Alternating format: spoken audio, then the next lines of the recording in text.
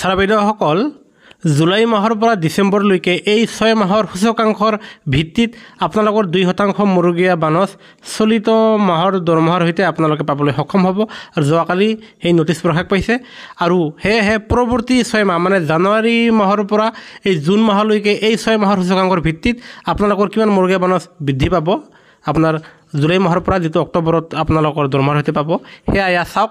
আপোনাৰ এই press release কৰিছে অল ইণ্ডিয়া কনজিউমাৰ প্ৰাইচ ইণ্ডেক্সৰ। আৰু এয়া হ'ল ফেব্ৰুৱাৰী মাহৰ।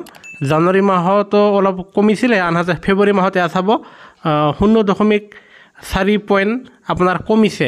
আৰু কমাৰ ফলত আপোনালোকৰ এই যে পৰৱৰ্তী জানুৱাৰীৰ পৰা এই জুনলৈকে যি 6 মাহৰ সূচকাংকৰ ভিত্তিত আপোনালোকে জুলাই মাহত কিমান দিয়ে পাব, এয়া চাওক। আমি দিয়ে বৃদ্ধি কৰা কেলকুলেটাৰত সেয়া দিছিলোঁ। এয়া চাব, জানুৱাৰীত 143.2, ইয়াতে 0.5 কমিছে, ইয়াত 56.39 হৈছে। ঠিক তেনেদৰে ফেব্ৰুৱাৰী মাহৰ সূচকাংক এয়া 142.8, ইয়াতো আপোনাৰ সূচকাংক কমা দেখা গৈছে, যাৰ ফলত আপোনালোকৰ এয়া হৈছেগৈ 56।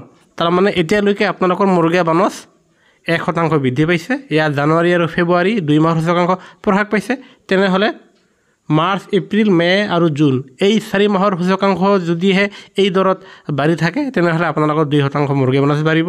আনহাতে যদিহে অলপ মূল্য বৃদ্ধি পায়, তেনেহ'লে আপোনালোকৰ জুলাই মাহৰ পৰা 3% মূৰগীয়া বানচ বৃদ্ধি পোৱাটো নিশ্চিত হ'বগৈ। সেয়েহে 6 মাহৰ সূচকাংকৰ এই 2 মাহৰ যি প্ৰকাশ পাইছে আমি আপোনালোকক দেখুৱালোঁ, যাৰ ফলত 1% বৃদ্ধি পাইছে। আৰু এনেদৰে বৃদ্ধি হৈ থাকিলে আপোনালোকৰ 3%হে হ'বগৈ।